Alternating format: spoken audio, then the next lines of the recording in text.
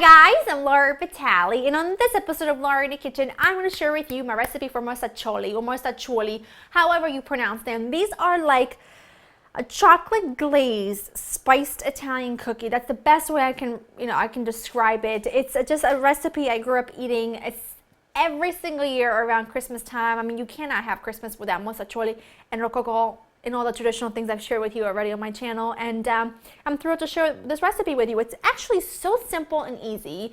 It looks a bit odd, but it's just incredibly simple. You'll need all-purpose flour, salt, baking soda, baking powder, cloves, cinnamon, nutmeg, sugar, vanillina, which is Italian vanilla. You could also use just regular vanilla extract, a touch of water, and some lemon and orange. That's it. I mean, it doesn't get any easier than this.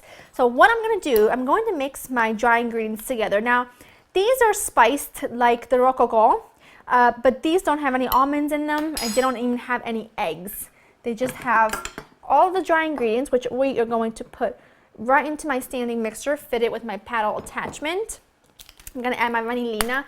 I like to add vanillina to this because I do think it makes a difference, because it's the traditional recipe calls for vanillina, but you could also, of course, just use regular vanilla extract. This is just a little bit of vanilla powder, Italian vanilla powder. And now to that, I'm going to add in my sugar. It's really simple, I'm telling you. It's like, think of it like a cutout Italian spiced cookie. I don't even know how to pronounce it any other way. I'm going to zest and juice a whole orange and half of a lemon. So just be patient and zest the whole thing, this whole big orange here.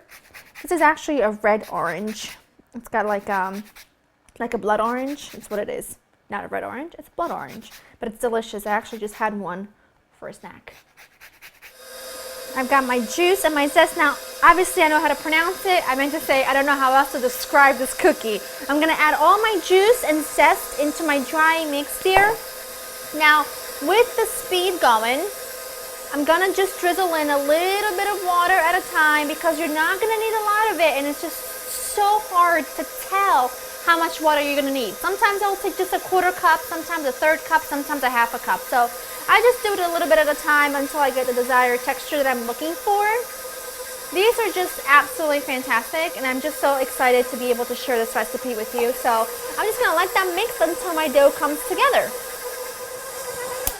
Perfect. That is exactly what you're looking for. It just cleaned out the sides of the bowl perfectly. Now I'm just going to take my cookie dough and I'm going to put it in some plastic wrap.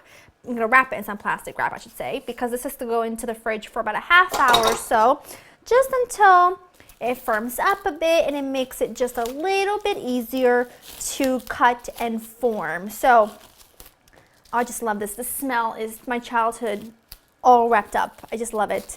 Now in Italy, you actually don't ever make these from scratch, not that I know of, like my nonna never did, or my mom, because you just buy them at markets, you buy them everywhere. They come wrapped. Usually it's a tray, a tray with half rococo, half mostaccioli wrapped in plastic wrap and a bow on it. That's just the way that you buy them there. And if you're Italian, please tell me your memories and what these mean to you. Oops. But usually you don't make them, but I have gotten the recipe from an old Italian cookbook, which I've shared on my vlog channel years ago. And I got the recipe years ago. I shared it recently, and I've been making them ever since, because since moving to the States, you cannot find them already made, and I just like to make them because they are a crucial part of my Christmas. But now this is going to go into the fridge for a bit, and then we'll shape them and bake them and glaze them.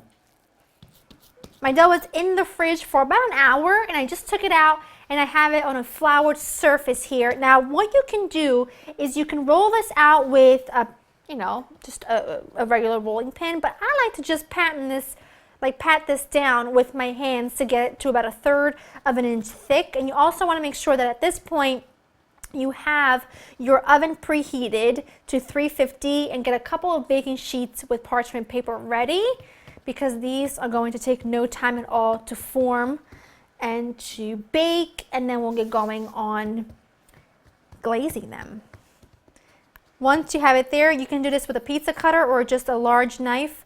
You're going to cut diagonally. Like this is about 2 inches, I'd say, 2-inch strips. And you can keep rolling the tip of your knife or, you know, the edge of your knife in flour so that nothing sticks. And I'm just going to make stripes just like so. And then you're going to go across and make like a diamond pattern. That's what you're looking for. Now I'm making mine slightly smaller than they should be, just because I want them to be smaller and because they just fit better in little like baking boxes to give away as presents. But these should be in a diamond pattern because that's the traditional shape. So now I'm just going to take my little spatula here. These are going to be sticky. So when you take those off, try to pinch the sides together. That was the first one, and that's, you can clearly see that those are a little bit wonky. So I'm just going to take that out, get those out, and just kind of reshape them as you put them on your baking sheet. The edges are always going to be, they're not going to be as perfect, but that's okay because they'll still be delicious.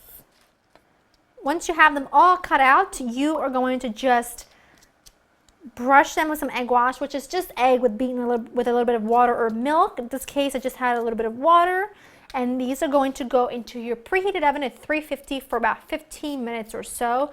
Now, if you find that the dough is a little bit too sticky, add a bit more flour, regroup it all together, and then recut them. It's very simple. It's very easy, not rocket science. If I can do it, pretty much anybody can do it. I'm pretty sure a blind monkey could do it because I don't like to do anything that's too difficult.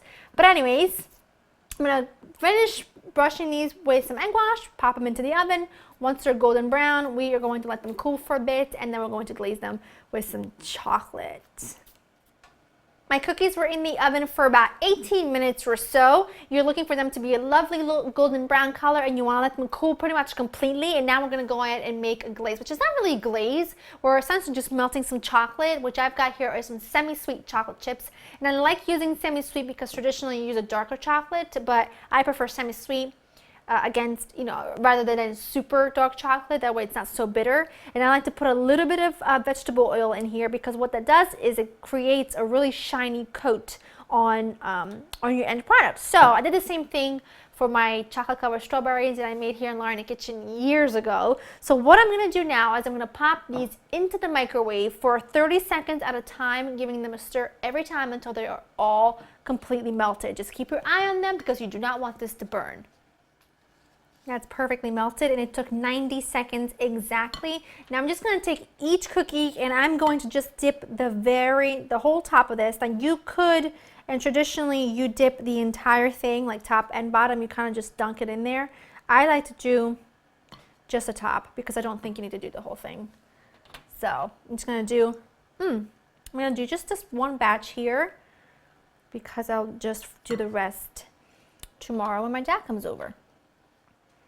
Now, traditionally, you should dip the entire thing in there. I just lazied out and just did the top because I don't really think it makes a difference, except for this one, because you can tell that this has got my name written all over it, considering I dunked it in melted chocolate twice.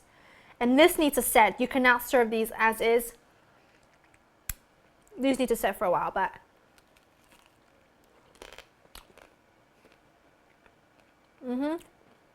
these are the best.